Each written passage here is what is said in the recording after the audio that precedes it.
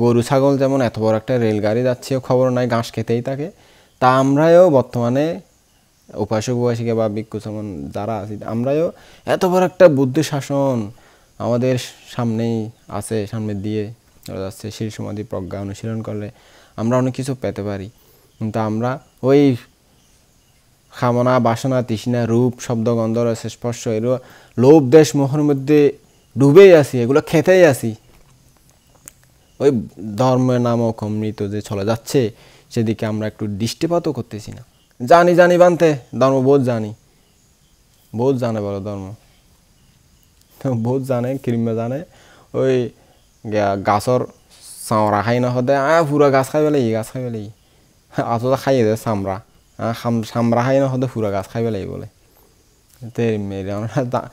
অনুরাধ ধর্ম চামড়াই খাই মাত্র, গভীর ধর্ম তত্ত্ব খনিকে আসলে খাইয়ে বলে মনে নয়। খাইলে তো মেনে হইতেন, অজ্ঞই পরিণত থাকতেন, ধর্মলাই জীবন দিয়ে বেলায় প্রস্তুত থাকতেন। এত অজ্ঞ ধর্মলাই কোনো কিছু করতে হইলে না উনের না নুনের নুনের না উনের হার হতা হন উনের দৌড় বান্তল বেট বেড়াই যার গই ভিতরে হত দৌড় 5-10 টাকা দক্ষিণে দিতে খুশি হয়ে যাইব ওই বানতে।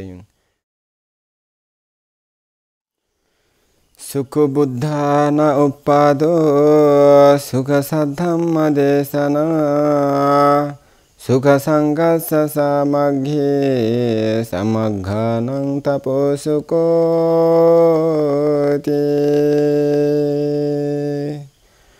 আমি সর্বপ্রথমে সেই তথাগত অরহৎ সম্মুখ সম্বুদ্ধকে বন্দনা করছি, অথবা শ্রদ্ধাবান শ্রদ্ধাবতী উপাসক উপাসিকাদেরকে আমার মৈত্রীময় আশীর্বাদ জানাচ্ছি।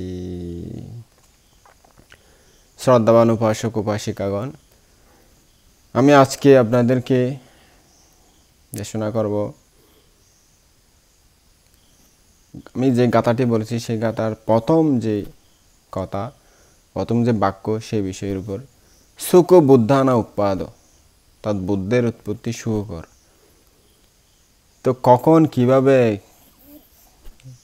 বুদ্ধ উৎপন্ন হয়, কত কষ্ট কত ফারামে পূরণ করতে হয় বুদ্ধ উৎপন্ন হতে, তিনি উৎপন্ন হয়ে কি করে যান, সে বিষয় নিয়ে আজকে আলোচনা করব।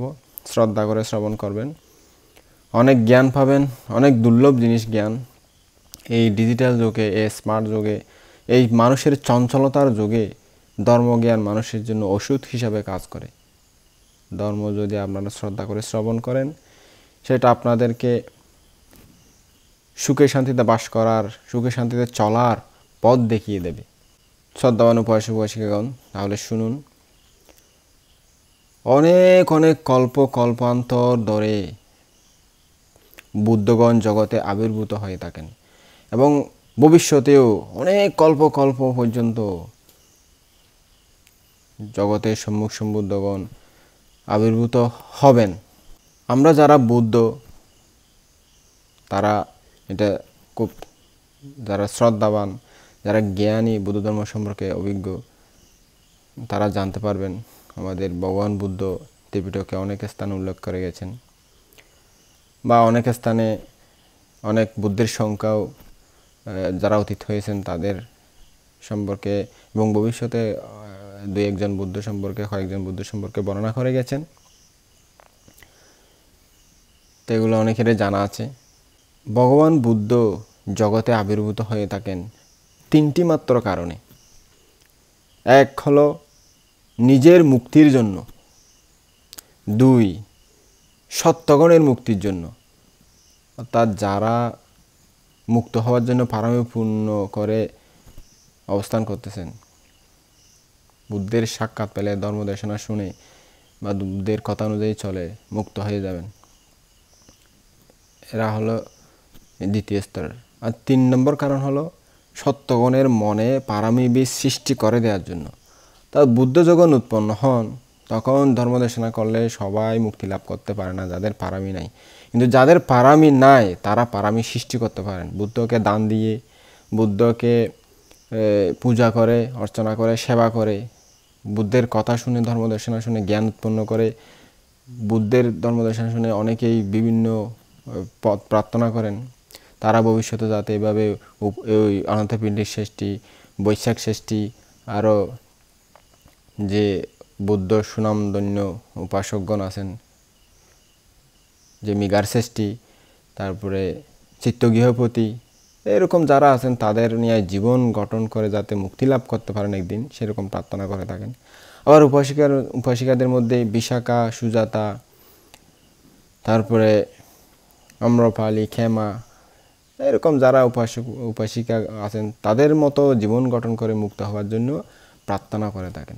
অর্থাৎ ওই বুদ্ধ তাদেরকে পারমিবিদ সৃষ্টি করে দিয়েছেন, তারা বুদ্ধের সাক্ষাৎ পেয়ে পারমিবিদ সৃষ্টি করেছেন। এই তিনটা মাত্র কারণে জগতে বুদ্ধগণ উৎপন্ন হয়ে থাকেন। বুদ্ধত্ব লাভের জন্য একটি সত্যকে বা জীবকে কোটি কোটি কল্পে কল্পে বুদ্ধাঙ্কুর বা বোধিসত্ত্ব রূপে নানান কুলে জন্মগ্রহণ করে পারমিসমূহ পূর্ণ করতে হয় দানশীল বা অনাশীল সম্বন্ধে প্রজ্ঞা অনুশীলন করার মাধ্যমে। নির্দিষ্ট সময়ের জন্য এই ধর্ম প্রচলিত থাকে, পরে এর বিলোপ হয়, এটা আবার অনিত্য হয়ে যায়, বিলুপ্ত হয়ে যায়। তখন সেই বিলুপ্ত বা নষ্ট সত্যের পুনরুদ্ধার করে জগতের পরিত্রাণ হেতু নতুন বুদ্ধের আবির্ভাব ঘটে। অর্থাৎ যেই ধর্ম বিলুপ্ত হয়ে গেছে সেই ধর্ম আবার ওই ধর্মকে জাগিয়ে তোলার জন্য আবার মানুষের যে অরাজকতা সৃষ্টি হয়েছে এই অরাজকতা দূর করে সত্য সুন্দর শিক্ষা দেওয়ার জন্য পারমিপূর্ণ ওই যে বোধিসত্ত্বগণ জগতে আবির্ভূত হয়ে থাকেন। তো যেমন আমাদের যে আগের বুদ্ধ কাশ্যপ ভগবান বুদ্ধ, উনি ধর্ম প্রচার করে, ওনার ধর্ম যতদিন আয়ুষ্কাল ছিল, এরপরে ধর্ম বিলুপ্ত হয়ে গেছে। আবার গৌতম বুদ্ধ পারমি পূরণ করে যখন পূর্ণতা হলেন তখন উনি জন্ম নিয়ে আবার সেই হারানো সত্যটি আবার আবিষ্কার করলেন, আবার মানুষকে শিক্ষা দিয়ে দিলেন। এবং এখন যেমন ধরুন আবার ধর্ম আস্তে আস্তে বিলুপ্তির পথে, একদিন বৌদ্ধ ধর্ম বিলুপ্ত হয়ে যাবে, ভুলে যাবে আর কি, বিলুপ্ত হয়ে যাবে, মুক্তির পথ আর থাকবে না। তখন আবার এর পরে যিনি আমাদের বদ্রকল্পের সর্বশেষ বুদ্ধ, আর্যমৈত্রেয়ী বুদ্ধ, উনি আবার এভাবে জন্ম নিয়ে আবার এই সত্য, এই যে প্রদীপ্ত সৎপাদ শত্রুজ্য সত্য, আর্যাষ্টাঙ্গিক মার্গ, যেগুলো বুদ্ধ ধর্ম মানুষের নীতি আদর্শকে পূরণ করে দুঃখমুক্তির পথ দেখাবে, সেই সত্য আবার তিনি আবিষ্কার করবেন আর্যমৈত্রেয়ী বুদ্ধ আসার পরে। আবার মানুষকে শিক্ষা দেবেন, ওই শিক্ষা অনুযায়ী আবার নির্দিষ্ট সময় চলার পরে আবার ওই ধর্ম বিলুপ্ত হয়ে যাবে। এভাবে অগণিত অগণিত বুদ্ধ উৎপন্ন হন, আবার বিলুপ্ত হয়ে যায়, আবার মানুষ কিছু পারমি পূরণ করে, পারমি সৃষ্টি করে, আবার এভাবে হয়ে যায়। এভাবে চলতেই থাকে অগণিতভাবে। বুদ্ধদের আবির্ভাবকাল বোঝার জন্য বৌদ্ধ সাহিত্যের যে কাল গণনা প্রণালী জানা এটা অবশ্যই গুরুত্বপূর্ণ। কখন বুদ্ধ আবির্ভাব হয়, কতদিন পরে কিভাবে উনি হন বা কিভাবে বিলুপ্ত হয়ে যায় এই ধর্ম, বা এই সময় কিভাবে কি হয়, এটা সম্পর্কে একটু জ্ঞান থাকা দরকার, না হলে বুঝতে কষ্ট হয়ে যাবে। বারবার সৃষ্টি ও প্রলয় হচ্ছে এই বিশ্ব ব্রহ্মাণ্ড, অর্থাৎ আমরা যাকে ৩১ লোকভূমি বলি বা বর্তমান অনেকে বিশ্ব ব্রহ্মাণ্ড বলে, আমাদের হিসাবে ব্রহ্ম, স্বর্গ, মনুষ্যলোক, এরকম সবগুলো মিলে ৩১ লোকভূমি বা এক চক্রবাল। তো এগুলো কিভাবে কি হচ্ছে, কীভাবে সৃষ্টি হয়, এগুলো সম্পর্কে জ্ঞান না থাকলে বুঝতে কষ্ট হবে। কোনো চক্রবালের প্রলয়ের সূত্রপাত হতে, তৎউৎপত্তি হতে পুনরায় সৃষ্টি পর্যন্ত যেই অতি দীর্ঘ কাল, তার নাম মহাকল্প। মানুষের পরমায়ু 10 বছর হতে ক্রমান্বয়ে বাড়তে বাড়তে এক অসংখ্য বৎসর পর্যন্ত হতে এবং এরপর ক্রমান্বয়ে কমতে কমতে পুনরায় যখন 10 বছরে পরিণত হতে যত বছর সময় লাগে তাকে এক অন্তরকল্প বলে। 20 অন্তরকল্পে এক অসংখ্য কল্প, তার অসংখ্য কল্পে এক মহাকল্প হয়। মহাকল্পের এই 4 অংশের নাম যথাক্রমে সংবত্ত, সংবস্ত স্থায়ী, বিবর্ত, বিবর্ত স্থায়ী। এর প্রথম অংশে আগুন, জল ইত্যাদি দ্বারা প্রলয় গঠন, দ্বিতীয়বারে প্রলয়ের স্থিতি, তৃতীয়বারে নতুন সৃষ্টি, চতুর্থবারে সৃষ্টির স্থিতি। এইভাবে পর্যায়ক্রমে সৃষ্টি, স্থিতি ও ধ্বংস অনন্তকাল হতে চলতেছে এবং অনন্তকাল পর্যন্ত চলতেই থাকবে, রিসাইকেল আকারে ঘুরতে থাকবে। যে কল্পে কোনো বুদ্ধের আবির্ভাব হয় না তার নাম হলো শূন্যকল্প। যে কল্পে বুদ্ধের আবির্ভাব হয় তার নাম অশূন্যকল্প। যে কল্পে একজন মাত্র বুদ্ধ উৎপন্ন হন বা দেখা দেন তাকে সারকল্প বলা হয়। যেই কল্পে দুইজন বুদ্ধ আবির্ভাব হয় তাকে মণ্ডকল্প বলা হয়। যেই কল্পে তিনজন সম্যক সম্বুদ্ধ আবির্ভাব হন তাকে বরকল্প বলা হয়। যেই কল্পে চারজন সম্যক সম্বুদ্ধ আবির্ভাব হয় তাকে সারমণ্ডকল্প বলা হয়। এবং যেই কল্পে পাঁচজন সম্যক সম্বুদ্ধ উৎপন্ন হন তাকে বদ্রকল্প বলা হয়, মহাবদ্রকল্প বলা হয়। বর্তমান কল্প হলো মহাবদ্রকল্প। আমরা অনেকেই এটা জানি, কারণ এই কল্পের মধ্যে পাঁচজন সম্যক সম্বুদ্ধ উৎপন্ন হবেন, তারপরে এই কল্প ধ্বংস হবে। যে অর্থাৎ এই কল্প, এই বিশ্ব ব্রহ্মাণ্ড যখন সৃষ্টি হয়েছে তখন থেকে এই কল্প পর্যন্ত শেষ, অর্থাৎ ধ্বংস যতদিন হবে এর পর্যন্ত এই কল্পের মধ্যে পাঁচজন সম্যক সম্বুদ্ধ উৎপন্ন হবেন। আমরা সকলে জানি তিনজন বুদ্ধের শাসন গত হয়ে গেছেন, একজন বুদ্ধের শাসন এখনও আছে, বুদ্ধ পরিনির্বাণ হলেও তার শাসন এখনও আছে। ওনার শাসন শেষ হলে সামনে একজন আর্যমৈত্রী বুদ্ধ, শেষ বুদ্ধ এই কল্পের, তিনি আসবেন। তিনি ধর্মপ্রচার করার পরে পুরাই বিশ্ব ব্রহ্মাণ্ড ধ্বংস হয়ে যাবে। এটা বৌদ্ধ ধর্মের দৃষ্টিতে বুদ্ধ যেগুলো বলে গেছেন আমি ততটুকুই বলতেছি। এতে চারজন যে বুদ্ধ যে এখনো পর্যন্ত গত হয়েছেন, একজনের নাম হলো কাকুসন্দ বুদ্ধ, একজনের নাম হলো কোনাগমন বুদ্ধ, আর একজনের নাম হলো কাশ্যপ বুদ্ধ। এই যে ইনি এইবারে যিনি গত হয়েছেন ওনার নাম গৌতম বুদ্ধ, আর ভবিষ্যতে যেটা আসবেন সেটা আমরা জানেন আর্যমৈত্রী বুদ্ধ। সচরাচর গৌতম বুদ্ধের পূর্ববর্তী, অর্থাৎ গৌতম বুদ্ধের আরও আগে 27 জন বুদ্ধের নাম দেখা যায় আমরা শাস্ত্রে। বুদ্ধ বংশ নামক একটা বই আছে, ওখানে লেখা আছে। এর প্রথম 4 জনের নাম তৃষ্ণাঙ্কর বুদ্ধ, মেধাঙ্কর বুদ্ধ, শরণাঙ্কর বুদ্ধ, দীপঙ্কর বুদ্ধ। গৌতম বুদ্ধের পূর্ববর্তী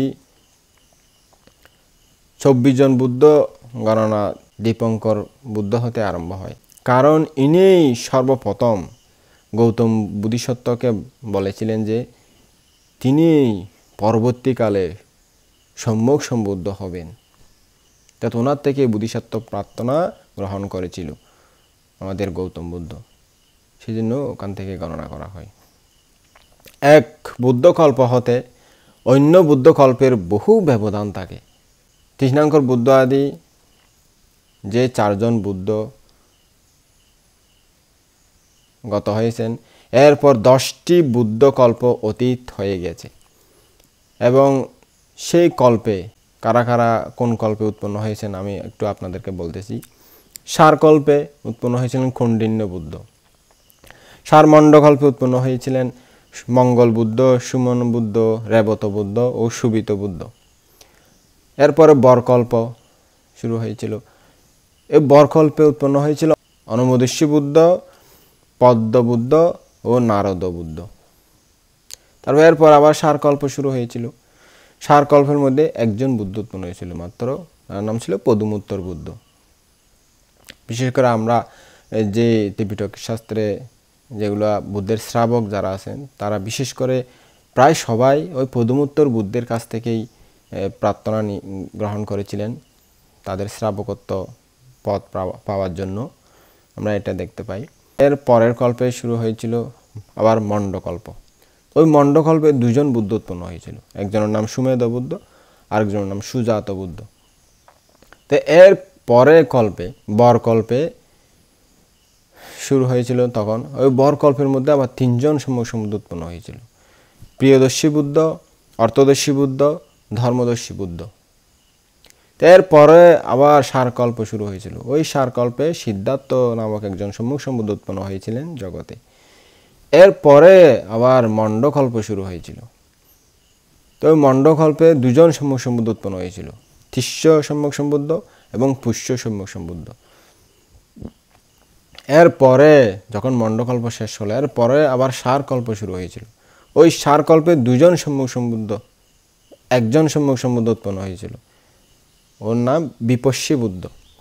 তো এই সারকল্প শেষ হলে আবার মণ্ডকল্প শুরু হয়েছিল। ওই মণ্ডকল্পে দুজন সম্যক সম্বুদ্ধ উৎপন্ন হয়েছিল, একজনের নাম হলো সিকি সম্যক সম্বুদ্ধ, আর একজনের নাম হলো বেশ্যবু সম্যক সম্বুদ্ধ। তো এভাবে কল্প কখন কোন কল্প শুরু হয় এটা মানে কেউ বলতে পারে না। পারামি অনুযায়ী হয়তো এটা হয়ে থাকে। তো যে কল্পে যে কয়জন বুদ্ধ উৎপন্ন হয় সেই অনুযায়ী কল্পটা নির্ধারণ করা হয় এবং ওই কল্পই শুরু হয় তখন থেকে। এরপর 29টি শূন্যকল্প গত হলে বর্তমান মহাবদ্রকল্প আরম্ভ হয়েছে। তদ্বদ্রকল্পটি সবসময় হয় না, যেহেতু এক কল্পে 5 জন সম্যক সম্বুদ্ধ উৎপন্ন হয়, অর্থাৎ 5 জন সম্যক সম্বুদ্ধ উৎপন্ন হলে অনেক অনেক বেশি মানুষ মুক্ত হতে পারবে। সেজন্য অনেক কল্পান্তর পরে হঠাৎ একবার বদ্রকল্প সময়টা আসে। তা আমরা এই বদ্রকল্পেই সাক্ষাৎ পেয়েছি। আমাদেরকে একটু চিন্তা করে দেখতে হবে, এই বৌদ্ধ ধর্ম আমাদের এই জম্বুদ্বীপে বা ভারতবর্ষে নতুন কোনো ধর্ম নয়। প্রাচীনকালে যে সকল জ্ঞানী গুণী মহাপুরুষগণ আবির্ভূত হয়েছিলেন, গৌতম বুদ্ধ তাদেরই পথ অনুসরণ করেছিলেন। এই জন্যই মনে হয় অতীত যুগসমূহের বহু বুদ্ধের কল্পনা হয়েছে। যা প্রকৃত জ্ঞান তা সর্বদেশে সর্বকালে একরূপ, একই রকম, একই ধরনের। কাজেই আমরা বুদ্ধদের মতে এক বুদ্ধের ধর্মের সাথে অন্য বুদ্ধের ধর্মের কোনো প্রভেদ হতে পারে না। এই জন্য বলা হয়েছে ত্রিপিটক শাস্ত্রে সাব্বে বুদ্ধা সামা সামা সাব্বে বুদ্ধা মাহেদ্দিকা, তৎ সকল বুদ্ধ সমান সমান, সর্ববুদ্ধই মহাজ্ঞানী, মহাঋদ্ধি সম্পন্ন, মহাগুণ সম্পন্ন। তবে কালবেদে যুগবেদে বুদ্ধদের মধ্যে কেউ কেউ ব্রাহ্মণ পরিবারে, কেউ কেউ বা ক্ষত্রিয় কুলে জন্মগ্রহণ করে থাকেন। তাদের পরমায়ু এবং দেহের আয়তনও তারতম্য ঘটে যুগের পরিপ্রেক্ষিতে বা সময়ের পরিপ্রেক্ষিতে।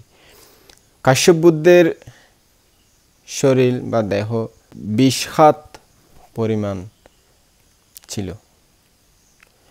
এবং তার পরমায়ু ছিল 20,000 বছর পর্যন্ত। বুদ্ধ মাত্রই 10 বল সম্পন্ন, তার 10 প্রকার বল সম্পন্ন। তাদের দেহে 32 প্রকার মহাপুরুষ লক্ষণ এবং 80 প্রকার অনুব্যঞ্জন সবসময় শোভিত থাকে। তাদের এটা বুদ্ধগণের নিয়ম। সম্যক সম্বুদ্ধগণকে নানানভাবে ডাকা হয়।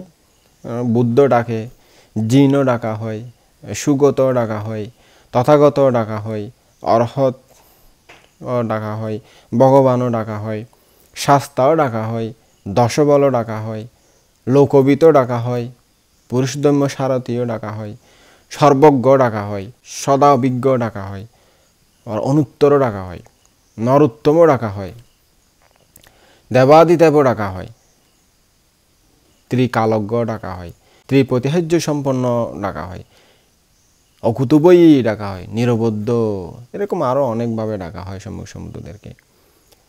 আমাদের বুদ্ধ সাহিত্যে প্রত্যেক বুদ্ধ বা পাচ্ছেক বুদ্ধ নামে আরেক প্রকারের বুদ্ধ দেখা যায়।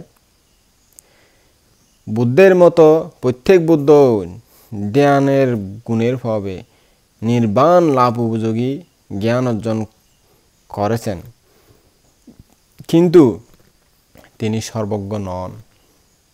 ধর্মদেশনাও করেন না বিমুক্তির জন্য।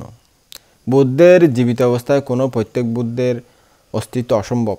অর্থাৎ সম্যক সম্বুদ্ধের শাসন চলাকালে বা ওনার জীবিত অবস্থায় ওনার শাসন যতদিন থাকে, ওনার ধর্ম যতদিন থাকে, ততদিন প্রত্যেক বুদ্ধগণ উৎপন্ন হতে পারেন না বা হন না। এটাই একটা জগতের নিয়ম, ধর্মের ধর্মত নিয়ম। প্রত্যেক বুদ্ধগণের দুই শ্রেণীতে বিভক্ত। এক শ্রেণী হলো কর্ক বিষাণ কল্পর মতো, আর এক শ্রেণী হলো বর্গচারী। প্রথম শ্রেণীর যারা, সেই প্রত্যেক বুদ্ধগণ গণ্ডারের ন্যায় এক চরবা নির্জন স্থানে নীরবে একাকী অবস্থান করেন। আর দ্বিতীয় শ্রেণীর যারা, সেই প্রত্যেক বুদ্ধগণ জনসমাজের সাথে মিলেমিশে মাঝে মধ্যে তাদেরকে দান এবং শীলের উপদেশ আদি দিয়ে এরকম করে জীবনযাপন করেন। যা আমরা অনেক সময় গ্রন্থে দেখি, হিমালয় পর্বতে থাকেন 500 জন বা এরকম মিলেমিশে বিশাল নন্দমল গুহায়। ওরা অনেক সময় পিণ্ডাচারণ করতে লোকালয়ে আসতেন, অনেক সময় লোকালয়ে বসবাস যাপন করতেন, এরকম দেখা যায়। আবার অনেক সময় চলে যেতেন মানুষের উপকার করার জন্য। নিরুদ্র সমাপতি ধ্যান থেকে উঠে মানুষের উপকার করার জন্য আসতেন, আবার চলে যেতেন। তো কিন্তু একাকী যারা, এরা সঙ্গবদ্ধভাবে বিচরণ করে না, একাকী নীরবে নিস্তব্ধে একাকী জীবনযাপন করেন। একাকী তাদের ভালো লাগে, তাদের চিত্ত গঠন অনুযায়ী, তাদের সংস্কার অনুযায়ী যা যেরকমভাবে জীবনযাপন করতে ইচ্ছা করেন সেরকমভাবে জীবনযাপন করেন। এগুলোই হলো প্রত্যেক বুদ্ধ। আর প্রকার বুদ্ধের নাম শোনা যায়, তবে সেগুলো বুদ্ধ নয়, শ্রাবক বুদ্ধ। এগুলো হলো সম্যক সম্বুদ্ধের যারা শিষ্য, যারা বুদ্ধের ধর্মদেশনা শুনে বা বুদ্ধের ধর্ম একটু আচরণ করে নির্বাণ সাক্ষাৎ করতে পারেন, অরহত্ব লাভ করতে পারেন, তাদেরকে শ্রাবক বুদ্ধ বলা হয়। তো এগুলো এক প্রকার বুদ্ধ। এরা নিজেরা কিছু করতে পারে না, অন্যের বুদ্ধের সাহায্যেই তাদেরকে জ্ঞান লাভ করতে হয়। ওই যে শুরুতে বলেছিলাম, পারমপূর্ণ সত্যগণের মুক্তির জন্য বুদ্ধগণ আবির্ভূত হয়ে থাকেন। এই দ্বিতীয় শ্রেণী, এটা হলো এরকম শ্রাবক বুদ্ধগুলো। তো এর প্রকার 3 প্রকার বুদ্ধ। তো বুদ্ধ যেটা সম্যক সম্বুদ্ধ, প্রথম যেটা আলোচনা করা হয়েছে, এই বুদ্ধ সম্যক সম্বুদ্ধ যখন অন্যের শাসন সদ্ধর্ম বিলুপ্ত হয়ে যায়, তখন একজন নতুন সম্যক সম্বুদ্ধ পারমপূর্ণ করে জন্মগ্রহণ করে থাকেন, মানুষের মঙ্গলের জন্য, কল্যাণের জন্য, সঠিক পথ মানুষকে দেখানোর জন্য এই পৃথিবীতে বা বিশ্বব্রহ্মাণ্ডে আবির্ভূত হয়ে থাকেন। যেমনি আমাদের গৌতম বুদ্ধ হয়েছিলেন আজ থেকে 2000 প্রায় 568 বছর আগে, তা আপনারা সকলেই জানেন উপাসক উপাসিকারা। তো ওনার সম্পর্কে, উনি কোথায় কীভাবে ধর্মপ্রচার করেছিলেন, আমাদের গৌতম বুদ্ধের কিছু বিষয় সম্পর্কে আলোচনা করতেছি, ভালো করে শুনবেন। আমাদের গৌতম বুদ্ধ জন্ম জন্মান্তরের 30 পারামি প্রার্থনা পূরণ করার মাধ্যমে 57,60,00,000 বছর তুষিত স্বর্গে বাস করে দেবতাদের অনুরোধে মানবগণের পরিত্রাণ হেতু বিশ্বব্রহ্মাণ্ডে সকলের মঙ্গলের জন্য এই পৃথিবীতে জন্মগ্রহণ করার অঙ্গীকার করেছিলেন। অতএব এই জন্মেও সেইরূপ করার ইচ্ছে ক্ষত্রিয়েরাই প্রধান। এই জন্য কপিলাবস্তু শাক্যবংশী শুদ্ধোধনের পুত্র হয়ে জন্ম নেওয়ার জন্য তার অগ্রমহিষী মহামায়ার গর্ভে প্রবেশ করেছিলেন। মহামায়া স্বপ্ন দেখেছিলেন যেন একটা সাদা হাতি তার পেটের মধ্যে প্রবেশ করলো একটা পদ্মফুল নিয়ে। দৈবজ্ঞদের গণনা অনুসারে বলা হলো, মহিষী হয় রাজচক্রবর্তী, নয় সম্যক সম্বুদ্ধ জন্ম দেবেন। সশস্ত্র 4 জন দেবপুত্র গর্ভ রক্ষা করেছিলেন তার। পূর্ণ গর্ভাবস্থায় মহামায়ার দেবদহ নামক স্থানে গিয়ে তার পিত্রালয় দর্শনের পথে লুম্বিনী নামক উদ্যানে প্রবেশ করে সেখানে এক শাল বৃক্ষমূলে বৈশাখী পূর্ণিমায় বিনা যন্ত্রণায় বিনা কষ্টে এক সুন্দর ফুটফুটে পুত্র সন্তান প্রসব করেছিলেন। ভূমিষ্ঠ হওয়ার পরেই ওই শিশুটি সপ্তপদ গমন করেছিলেন এবং বলেছিলেন, আমি এই জগতে সর্বশ্রেষ্ঠ, সর্ব অগ্র, এই উক্তি করেছিলেন। ওই একই দিনে যশোদারা, সারথী চন্দক, কালুদায়ী, আনন্দ এবং অশ্ববর কণ্ঠকেরও জন্মগ্রহণ হয়েছিল। এরপর সপুত্র মহামায়া কপিলাবস্তুতে প্রত্যাবর্তন করলেন। বোধিসত্ত্বের জন্মে দেবলোকে উল্লাস হতে লাগলো। তাকে দেখার জন্য ত্রিকালদর্শী, তখনকার যুগের সবচেয়ে খ্যাতিমান, সবচেয়ে গুণী ঋষি কালদেবল হিমালয় থেকে আগমন করলেন ওই সিদ্ধার্থ কুমার, শুদ্ধোধন রাজার পুত্রকে দেখার জন্য। তো এসে তাকে যখন দেখাতে আনা হলো, তখন সিদ্ধার্থর পাটি তার মাথায় লেগে গেল। তখন রাজা বললেন, গুরুদেব মাফ করবেন, আমার ছেলেটির পা ভুলে আপনার মাথায় লেগে গেছে। তো গুরু অসিত দেবল ঋষি বললেন, না মহারাজ, উনি সাধারণ পুত্র নয়, আপনার এই পুত্রটি একদিন সারা বিশ্ব জগৎকে আলোকিত করবে, সারা বিশ্বের মানুষ তাকে পূজা করবে, বিশ্বের মানুষকে সে জ্ঞান দান করার মাধ্যমে তার জীবন ধন্য হয়ে যাবে, তিনি নিজে মুক্ত হবেন এবং অপরকে মুক্তির পথ দেখিয়ে যাবেন, এটি সাধারণ পুত্র নয়। এই কথা শুনে শুদ্ধোধন রাজাও তার পুত্রের প্রতি তার মস্তক অবনত করেছিলেন। এরপর ঋষি দিব্যদৃষ্টিতে দেখতে পেলেন, শিশুর বয়স যখন 35 বছর হবে তখন তিনি বুদ্ধত্ব লাভ করবেন। অসিত দেবলের এই ধারণা জন্মেছে যে, এটা মনে হয়েছে যে তিনি নিজে তখন জীবিত থাকবেন না, সেই মনে করে তিনি কাঁদতে লাগলেন। হায় রে, সম্মুখ সমুদ্র যখন জগতের মানুষকে মুক্ত করবেন তখন আমি জীবিত থাকব না, আমি তার ধর্মের রস, নির্বাণ নামক অমৃত রস আমি পান করতে পারবো না, আমার কতই দুর্ভাগ্য, কতই অসহায় আমি। উপাসক উপাসিকা দেখুন, একজন এত বড় একজন ঋষি তার ধর্মের সাক্ষাৎ পাবে না বিদায় কান্না করতেছে, অঝরে নয়নে কাঁদতেছে, তখন সেখানে আফসোস করতেছে। আর আমরা আপনারা বুদ্ধের ধর্ম পেয়েও না পাওয়ার ভান করে পড়ে আছি, ধর্মকে গুরুত্ব দিচ্ছি না।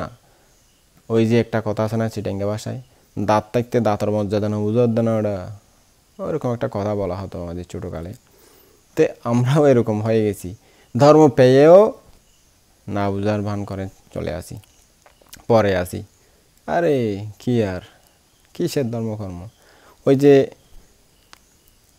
যখন কত বড় একটা ট্রেন, রেলগাড়ি, কত লম্বা লম্বা রেলগাড়ি যখন কোনো প্রান্তরের মাঝখান দিয়ে চলে যায়, তখন আশেপাশে গরু ছাগল ঘাস কাটছে, চড়তেছে আর কি, বিচরণ করতেছে। এত বড় একটা রেলগাড়ি যে চলে যায় পাশ দিয়ে, তারা একটু এভাবে ঘাস খেতে থাকে যে পিড়েও তাকায় না, এত বড় একটা কি গাড়ি চলে যাচ্ছে, একটু দেখেও না। তো আমরাও এরকম হয়ে গেছি এখন।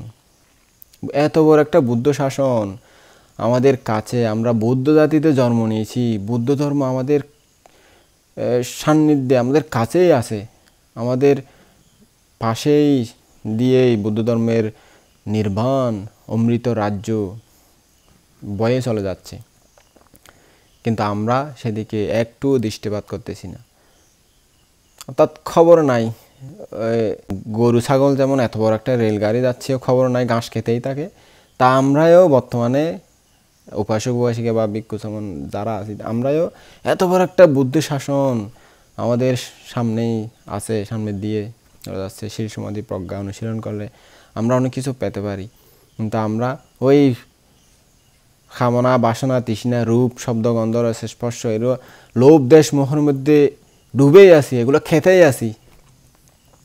ওই ধর্মের নামক অমৃত যে চলে যাচ্ছে সেদিকে আমরা একটু দৃষ্টিপাতও করতেছি না। কি হায় রে হায় দুঃখ, কি করব। সমস্যা নাই, আপনারা চিন্তা করেন, জ্ঞানী গুণীভান্তের সান্নিধ্যে যান, ওদের কাছ থেকে দুই একটা ধর্ম আলোচনা করেন, শুনেন, তারপরে ধর্ম বুঝতে পারবেন। ধর্ম শুনেন, না শুনলে কোনো দিন বুঝতে পারবেন না। আগে শুনুন, তারপরে জ্ঞান। বিজ্ঞান বলে না, আগে থিওরিক্যাল তারপরে প্র্যাকটিক্যাল। আমাদের ধর্ম ঠিক এরকম, আগে জানতে হবে তারপরে প্র্যাকটিক্যাল বুঝতে পারবেন এবং করতে পারবেন।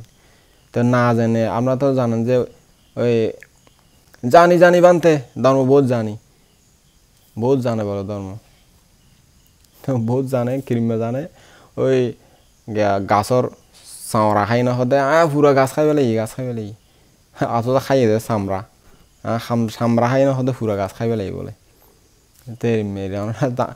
অনুরাধ ধর্ম চামড়াই খাই মাত্র, গভীর ধর্ম তত্ত্ব খনিকাই আসলে খাইয়ে বলে মনে নয়। খাইলে তো এরমেন হইতেন, অজ্ঞই ফুরিয়ে থাকতেন, ধর্মলাই জীবন দিয়ে বেলায় প্রস্তুত থাকতেন। এত অজ্ঞ ধর্মলাই কোনো কিছু করতে হইলে না উনের না নুনের, নুনের না উনের, হার কথা হন উনের, দৌড়ো বান্তল বেট বেড়াই যার গই ভিতরে হত দৌড়ো 5-10 টাকা দক্ষিণে দিতে খুশি হয়ে যাবে ওই বানতে।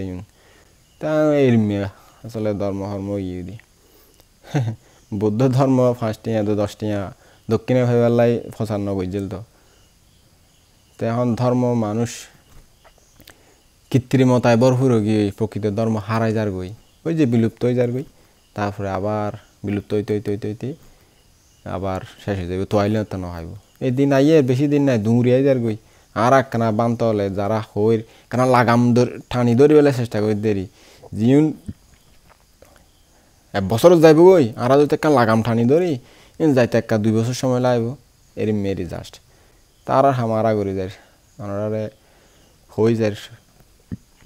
শুনিলে নুলিলে নাই বরার মতো ওই তখন ওই গরু ছাগলের মতো হত টিন যায় ওদের মেয়া ওই তখন তাই না। আবার আগ্ন বুঝছেন উপাসী গল মানে বান্তিবে আর গরু ছাগলটা হাত দেয় আহা উপক্রমে আসে হই দেয় আর কি কান।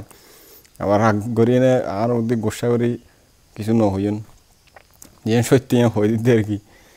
তাহলে হুমা হতাই আন অনার আর গরু ছাগল না ডাকির আবার কিন্তু হুমা দিদি জাস্ট মানে তার আর মন মানসিকতার মতো গিয়ে ওনার মনো যাক যেন হইতাম সারি হই শুনুন। তো ওই অসিতের দেবল ঋষি তার কথা ভেবে বলছে, ও আমি তো তখন থাকবো না, আমি মারা যাব। এই সম্মুখ সমুদ্র যখন বুদ্ধত্ব হবে, সম্মুখ সমুদ্রত্ব লাভ করবে, তখন আমি থাকবো না। হায় রে হায়, আফসোস করতেছে। তো উনি বলছে আমি তো থাকবো না। তো ওনার চিন্তা ভাবনায় আসলো আমার ভাগিনাকে বলে দেখি। ওনার একটা ভাগিনা ছিল, তার নাম ছিল নালক। ওনাকে গিয়ে বলল, ভাগিনা ওই যখন শুদ্ধোধন রাজার ছেলে সিদ্ধার্থ কুমার গৃহত্যাগ করে গিয়ে বুদ্ধত্ব লাভ করবে, জগতের অদ্বিতীয় মহামানব রূপে আবির্ভূত হবে, মুক্তির জন্য ধর্ম প্রচার করবে, তখন আমি থাকবো না।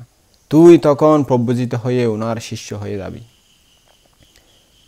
তো উনি ভাগিনা চিন্তা করলো, ও আমার মামা অনেক জ্ঞানী গুণী মানুষ, আমাকে কোনোদিন ভুল পথে যেতে বলবে না, ভুল সিদ্ধান্ত নিতে বলবে না, নিশ্চয়ই এটা ভালো কাজ, ভালো সিদ্ধান্ত হবে। তাই আমার মামা আমাকে বলতেছে তখন প্রব্রজিত হয়ে ওনার শিষ্য হয়ে ধর্ম আচরণ করার জন্য।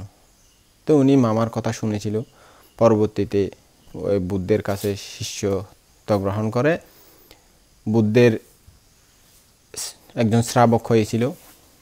নালক প্রতিপদা নামে একটা ব্রত গ্রহণ করেছিল। সেটা অনেক লম্বা ঘটনা, আমি এখন বলতেছি না। তো 5 দিন পরে শিশুর সিদ্ধার্থ এই নামকরণ করা হলো। নামকরণের দিনে মন্দিরস্থ আশেপাশের ধর্মীয় স্থানের সকল দেবমূর্তিসমূহ কর্তৃক সিদ্ধার্থকে বন্দনা করা হলো। দৈবজ্ঞ কৌণ্ডিন্য তখনকার সর্বশ্রেষ্ঠ গণক, ওই কৌণ্ডিন্য কর্তৃক শিশুর বুদ্ধত্ব প্রাপ্তি গণনা তৎকৌণ্ডিন্য গণে দিলেন যে এই শিশু চক্রবর্তী নয়, সম্যক সম্বুদ্ধই হবেন। উনি এইভাবে গণনা করে দিলেন। তো প্রসবের 7ম দিনে মহামায়ার প্রাণ ত্যাগ হয়ে গেল।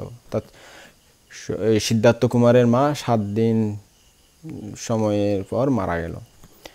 তার বোন শুদ্ধোদনের অন্যতমা শ্রদ্ধাবতী, ধর্মপরায়ণা, সংযতা পত্নী মহাপ্রজাপতি গৌতমী তখন থেকে সিদ্ধার্থের লালন পালনের ভার গ্রহণ করলেন, যেহেতু ওনার বোন তাকে দিয়ে দিয়েছিলেন। হলকৎসন উৎসব দেখতে গিয়ে জম্বু বৃক্ষের মূলে সিদ্ধার্থের ধ্যান নিমজ্জন দেখে রাজা অভিভূত হয়ে গেলেন। পূর্বের সূর্য পশ্চিমে হেলে পড়লেও ওই গাছের ছায়া নিশ্চলভাবে রয়ে গেল। তার ছায়াটি নড়াচড়া করতেছে না। পশ্চিম দিকে গেলেও ছায়াটি পূর্ব দিকে হওয়ার কথা, কিন্তু না, ওই সিদ্ধার্থকে ছায়া দেওয়ার জন্য ছায়া ঠিকভাবেই রয়ে গেল। সেটা দর্শনে শুদ্ধোদন রাজা সিদ্ধার্থকে দ্বিতীয়বার অবনত মস্তকে প্রণাম জানালেন। 16 বছর বয়সে যখন পরিপূর্ণ হলো সিদ্ধার্থ কুমার, তখন সকলেই আলোচনার মাধ্যমে সুপ্রবুদ্ধের কন্যা, যিনি জন্ম জন্মান্তরে সিদ্ধার্থের যেই জন্মে বুদ্ধ হবেন সেই জন্মে ওনার স্ত্রী হওয়ার জন্য প্রার্থনা করে আসতেছেন, সেই যশোধরার সাথে বিবাহ উৎসব সুসম্পন্ন হলো।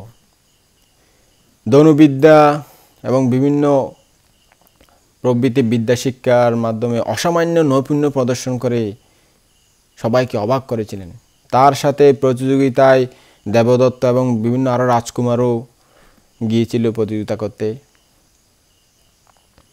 কিন্তু কেউ তার সাথে পেরে উঠত না। এই না পারার কারণে দেবদত্ত করবে দুঃখে জর্জরিত হয়ে গেল।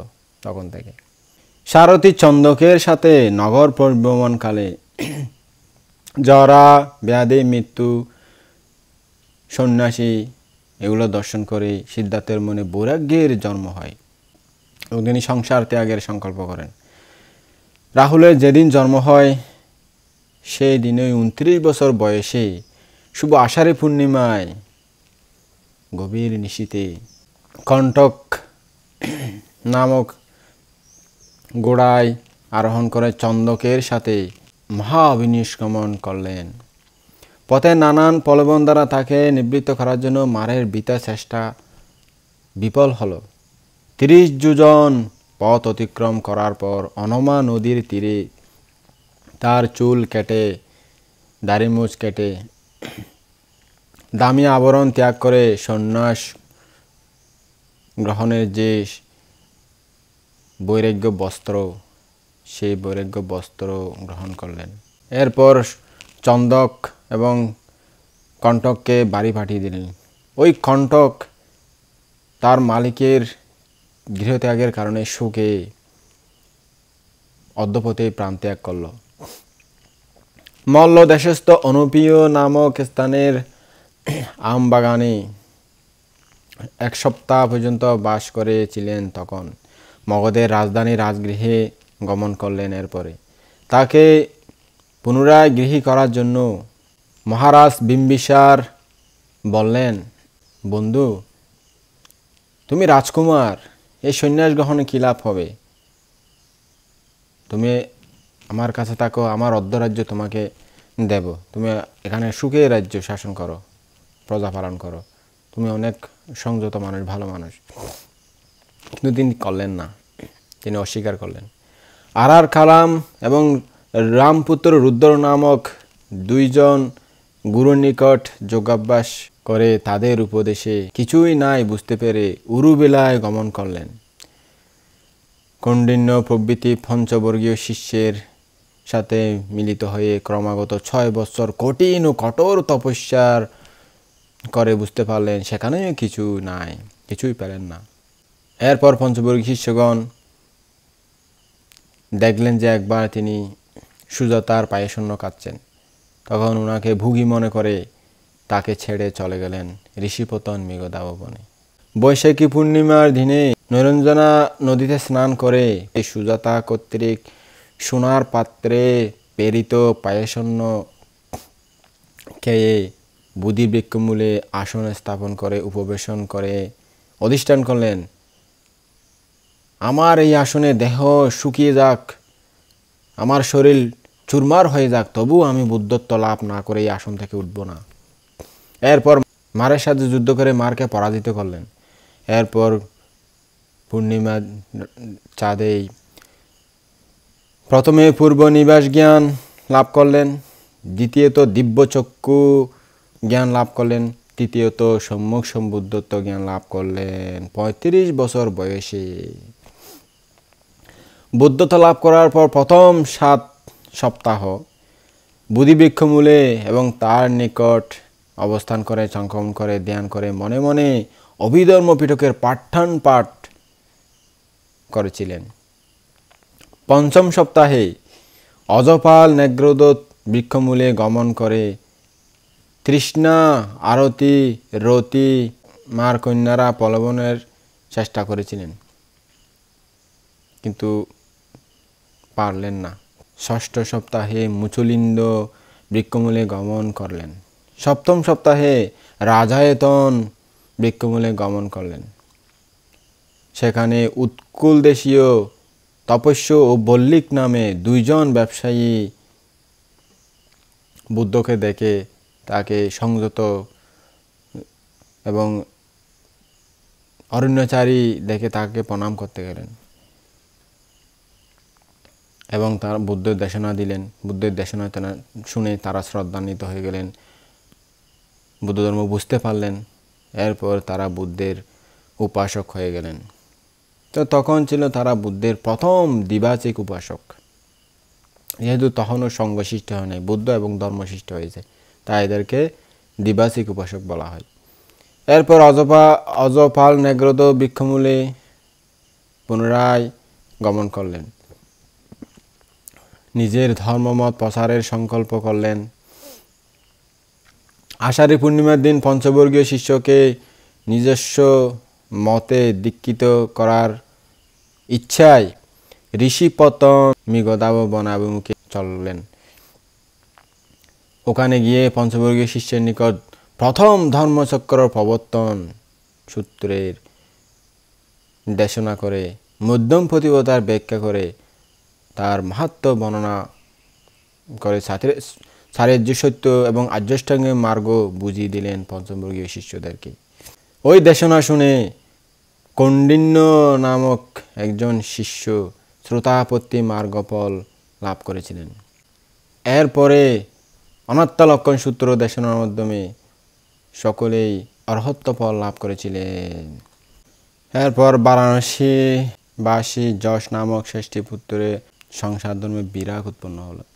তিনি প্রবর্তিত বুদ্ধের সাক্ষাতে গিয়ে বুদ্ধ ধর্ম গ্রহণ করে বুদ্ধের দেশনা শুনে অরহত্ব লাভ করেছিলেন। তার পিতামাতাও বুদ্ধের সান্নিধ্যে গিয়ে ধর্ম দেশনা শুনে ধর্মে সুপ্রতিষ্ঠিত হয়েছিল। এরপরে যশের পিতাই সর্বপ্রথম ত্রিবাচিক উপাসক হলেন, অর্থাৎ তখন সঙ্গ সৃষ্টি হয়েছিল, সেই জন্য ত্রিবাচিক উপাসক বলা হয়। যশের পিতার পরে যশের মা এবং তার গৃহকালের সহধর্মিণী তিনিও দীক্ষিতা হলেন বুদ্ধ ধর্মে। এরপর যশের বন্ধু 54 জন, তারাও চিন্তা করলেন আমাদের বন্ধু নিশ্চয় ভালো পথে গেছে, আমরাও ভালো পথে চলে যাব, এরকম করে তারাও বুদ্ধের সান্নিধ্যে এসে অরহত্ব লাভ করলেন। তখন 61 জন অরহত হয়েছিল।